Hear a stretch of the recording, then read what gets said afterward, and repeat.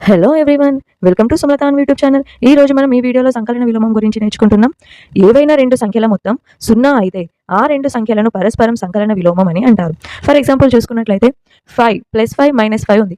5కి 5 తీసేస్తే మనకి 0 అనేది వస్తుంది. అలాగే -1/2 + 1/2 = 0. అంటే ఈ రెండు సంఖ్యల మొత్తం +5 - 5 ఈ రెండు సంఖ్యల మొత్తం దేనికి సమానమైంది? 0కి సమానమైంది. కాబట్టి ఈ రెండు సంఖ్యలను పరస్పరం సంకలన విలోమం అని అంటారు.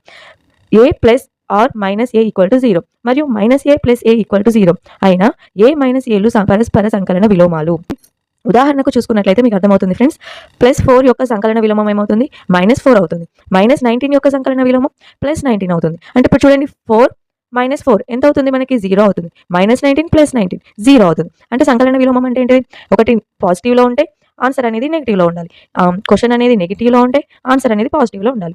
-2/3 యొక్క సంకలన విలోమం +2/3